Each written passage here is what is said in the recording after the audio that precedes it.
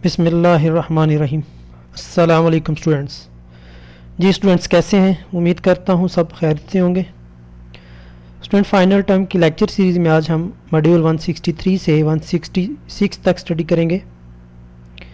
इन modules में हम 3 तरह के फाइल स्ट्रक्चर को देखेंगे, जिसमें पहला फाइल स्ट्रक्चर है हमारा सीक्वेंशियल फाइल, दूसरा स्ट्रक्चर है हमारा इंडेक्सिंग फाइल और तीसरा स्ट्रक्चर है हमारा हैशिंग। इन तीनों में बेसिक डिफरेंस क्या है उसकी पहले एक रियल लाइफ से एग्जांपल ले लेते हैं, फिर हम अपने कोर्स कंप्यूटर की तरफ आएंगे ताकि आपको टॉपिक समझने में इजी हो जाए।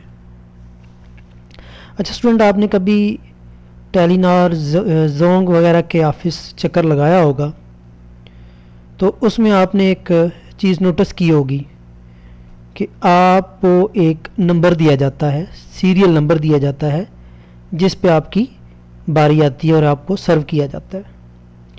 अच्छा स्टूडेंट, सपोज़ अगर तो पहले 100 बंदे ऑलरेडी सीरियल ले चुके हैं, तो आपका नंबर तब तक नहीं आएगा जब तक पहले वो 100 बंदे सर्व नहीं हो जाते।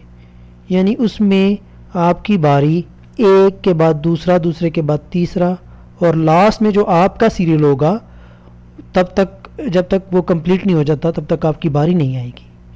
इसी तरह आपने गौर किया होगा, जो ओल्ड हमारा ट्रेडिशनल सिस्टम था ऑडियो से रिलेटेड, हम कैसेट सुना करते थे, तो एक ऐसा सिस्टम था जिसमें अगर आपने सपोज़ उसमें 10 गाने हैं तो 10वें गाने पे जाना होता था, तो तब तक जब तक आप पहले से दूसरा, दूसरे से तीसरा, तीसरे से चौथा, अगर यानी आपने आगे जाना भी होता था तो आपको फॉरवर्ड करना पड़ता था। लेकिन ये है कि थारोली सभी गानों से आपको गुजर के जिस गाने पे आपने पहुंचना है उस तक जाना पड़ता था। ठीक हो गया? तो ये है आपका सीरियल सिस्टम। अच्छा स्टूडेंट, दूसरा हम अगर इसी एग्जाम्पल को मज़ीद एक्सटेंड करें, इंडेक्सिंग के बारे में हम देख लेते हैं कि इंडेक्सिंग क्या है। इंडेक्सिंग में ये होता है, सपोज़ आपको वही मिसाल ले लेते हैं, 101 सीरियल मिल गया हुआ है और आपके पीछे भी 10 बंदे हैं और आपके आगे सपोज़ 50 बंदे हैं। आपने गौर किया होगा, अगर तो आपके पास कोई रेफरेंस है तो उस रेफरेंस के हवाले से बाकी बंदों को छोड़ के आपकी बारी आ जाती है। यानी अभी वो जो रेफरेंस बंदा है ना, रेफरेंस, वो क्या करेगा, उस काउंटर वाले को आपका एड्रेस बताएगा या आपका बताएगा कि फ़लाँ बंदा है, उसको पहले सर्व कर दो। ठीक है? अब हम ये कह सकते हैं कि वो जो रेफरेंस है वो बेसिकली आपका इंडेक्स है। उसने आपको एड्रेस किया कि ये बंदा है, इसको पहले सर्व कर दो। वो क्या करेगा, उन तमाम सीरियल को छोड़ के पहले आपको सर्विस देना शुरू कर देगा। तो ये हम रियल लाइफ से एग्जांपल ले सकते हैं कि ये इंडेक्सिंग की एग्जांपल है। तो इसी तरह अगर हम कंप्यूटर में आएँ तो कंप्यूटर में भी इंडेक्सिंग यही है कि हम अगर आपके पास बहुत ज़्यादा डाटा है तो डाटा के हम चंक्स बना लेते हैं, उन चंक्स को फिर इंडेक्सिंग के ज़रिए से अलग कर दिया जाता है, उनके एड्रेस दिए जाते हैं। ठीक है? तो चलो मज़ीद हम इसको देख लेते हैं, पढ़ लेते हैं। Sequential files. Sequential files is a file that is accessed bye serial number. Clear हो गया? ये मैं आपको पहले बता चुका हूँ। ठीक है? अब इसकी एप्लीकेशन देख लेते हैं, कहाँ कहाँ पर ये यूज़ होती है। मैं आपको पहले बता चुका हूँ, मैग्नेटिक टेप है, सीडी है, ठीक है, ऑडियो फाइल्स हैं, वीडियो फाइल्स हैं, इन सब में ये यूज़ होती है आपकी सीक्वेंशियल फाइल्स। अच्छा, सीक्वेंशियल फाइल को हम स्टोर किस तरह करते हैं? सपोज़ आपके पास ये 1 2 3 4 5 6 7 8 फाइल्स हैं। ठीक है? अब इन 8 फाइल्स को सीक्वेंस में हमने स्टोर किया हुआ है और पहले नंबर पे पहली फ़ाइल है। जब ये फ़ाइल ख़त्म होती है ना, तो इसके एंड पे एक स्पेशल नंबर दिया जाता है जिसको हम सेंटिनल का नाम देते हैं। वो 0 भी हो सकता है, \0 भी हो सकता है, हैश भी हो सकता है। वो क्यों दिया जाता है? ताकि हमें पता चल सके कि यहाँ पर ये फ़ाइल एंड हो गई है। क्लियर हो गया? समझ आ गई स्टूडेंट? इसी को हम क्या नाम देते हैं? End of file. ठीक है? पहले तो आप एक सीक्वेंस में फ़ाइलों को अरेंज करते हैं, लेकिन हर फाइल के एंड पे एक ख़ास नंबर दिया जाता है जिसे हम सेंटिनल नंबर कहते हैं, और वही नंबर आपका एंड ऑफ फाइल में लगाया जाता है, ठीक है, एक ख़ास फाइल को अलग करने के लिए। अच्छा, सपोज़ अभी ये कलर किया हुआ है एक फ़ाइल को, इस फाइल में डाटा स्टोर कैसे किया जाता है, तो देखें सपोज़ आपका एक करैक्टर है जिसके 25 एक आपका नाम है जिसके 25 करैक्टर हैं, ठीक है। उन 25 करैक्टर को इस तरह कुछ स्टोर किया हुआ है कि ये पहले तो आ गया किम्बरली एन डॉसन, ये कुछ स्पेस है, और ये 6 जो है ये एम्प्टी हैं, ठीक है। ये 25 टोटल करैक्टर हैं और 6 आपके एम्प्टी हैं। सो इट मीन्स कि यहाँ पर 31 सेल जो हैं ये कह लेंगे ये जो अरेज हैं 31 अरेज इस फाइल में अरेंज की जाती हैं, ठीक है। तो यही जो सेक्टर्स हैं इन्हीं को जब हम अरेंज कर देते हैं तो यही आपका सीरियल सिस्टम बन जाता है, ठीक है। एंड ऑफ फाइल का भी आपको पता चल गया। नेक्स्ट इंडेक्सिंग फाइल देख लेते हैं। इंडेक्सिंग फाइल में आपको एग्जांपल दे चुका हूँ कि जब आपने कोई फाइल एक्सेस करनी होती है तो उसको हम एक ख़ास एड्रेस की मदद से या ख़ास रेफरेंस की मदद से एक्सेस करते हैं। इसकी बड़ी सिंपल सी एग्जांपल मैं आपको पहले भी देख चुका हूँ, और दूसरी एग्जांपल आपकी बुक है। अगर देखें आपकी बुक में 10 चैप्टर हैं तो हर चैप्टर के कुछ टॉपिक्स भी हैं। उन टॉपिक्स को बुक के स्टार्ट में इंडेक्स कर दिया जाता है।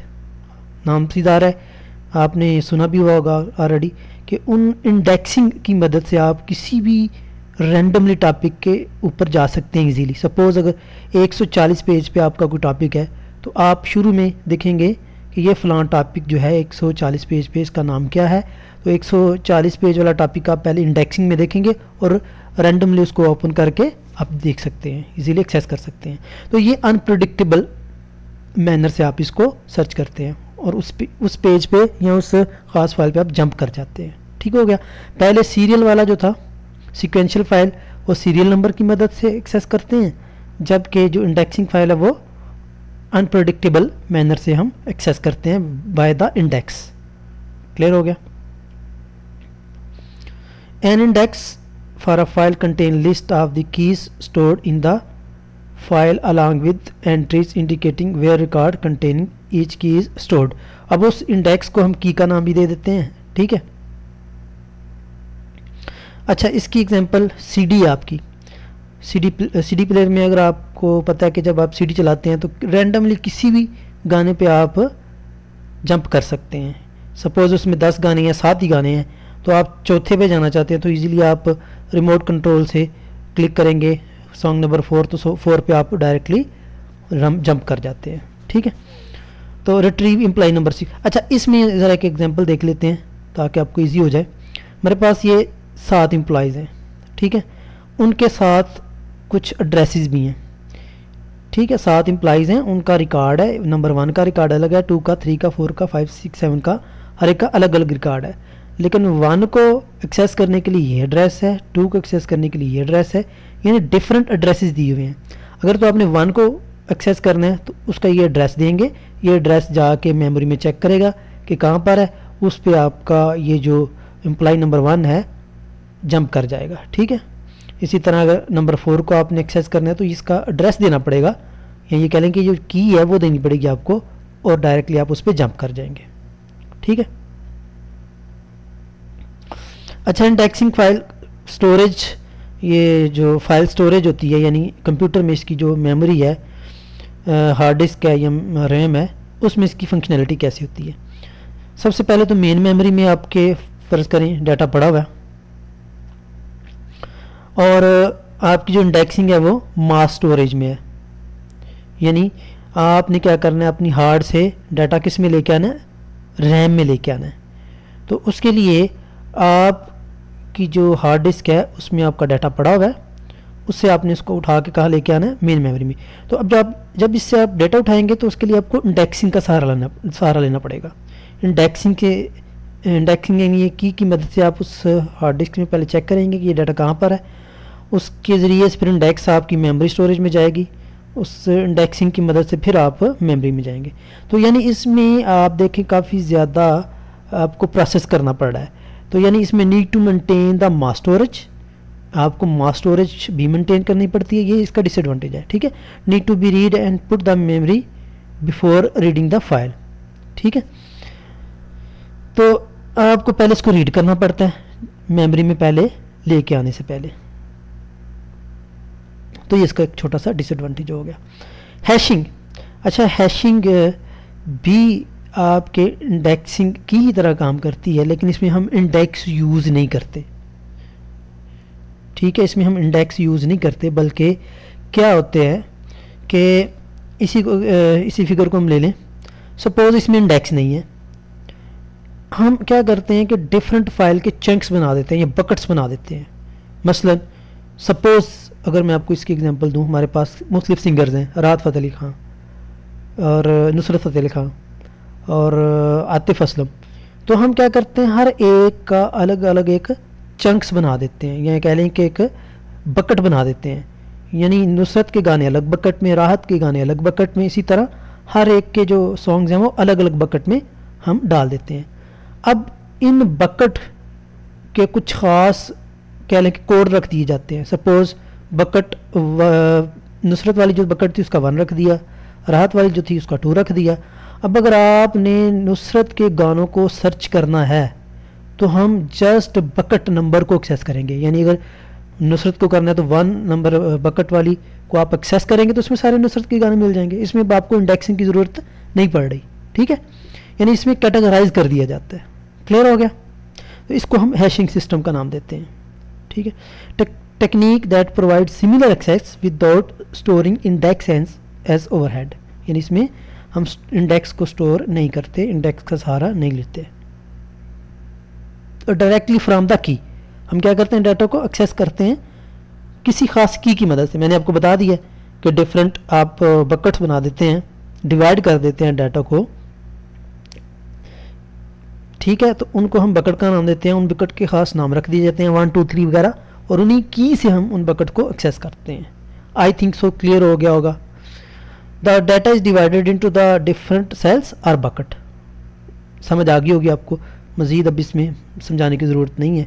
इसी तरह ये देखें, ये कुछ हैशेस किए हुए हैं हमने, इसके लिए आपको हैश फंक्शन की ज़रूरत होती है और कीज़ हैं। जैसे अगर जॉन स्मिथ देखें तो जॉन स्मिथ जो है वो एक्सेस करेगा, जॉन स्मिथ और सिंड्रा डी, इन दोनों को एक्सेस करने के लिए, यानी ये बकेट 2 को एक्सेस करने के लिए 2 कीज़ हम यूज़ कर रहे हैं। ठीक है, इसी तरह अगर बकेट 1 को देखना है तो इसी तरह लीसा स्मिथ है, इस लीसा स्मिथ की मदद से हम बकेट 1 को एक्सेस कर रहे हैं। क्लियर हो गया। अच्छा स्टूडेंट्स, इसी तरह अगर इसमें हम देखें, ये इसकी बड़ी एक अच्छी एग्जांपल है, ये पेपर में पूछी जा सकती है कि रिमाइंडर 1 वाले ये कुछ बकेट नंबर दिए हुए हैं। अच्छा, एक रिमाइंडर फंक्शन भी हम बना सकते हैं कि एक बकेट ऐसी बनाए जिसमें रिमाइंडर 1 वाले सारे एलिमेंट आए, फिर हम एक बकेट ऐसी बना सकते हैं जिसमें रिमाइंडर 2 वाले आए। तो इसमें देखें रिमाइंडर 14 वाले ये इस बकेट में है, रिमाइंडर 15 वाले इस बकेट में है, रिमाइंडर 16 वाले इस बकेट में होंगे। क्लियर हो गया। अच्छा, इसी तरह इन तमाम रिमाइंडर्स के फंक्शंस को हम इम्पोज करके तमाम के तमाम डाटा को एक्सेस कर सकते हैं। स्टूडेंट, यहाँ पर ये चीज़ याद रखनी है आपने कि अगर आप 55 को एक्सेस करना चाह रहे हैं तो उसके लिए हमें रिमाइंडर 14 वाले बकेट में जाना पड़ेगा।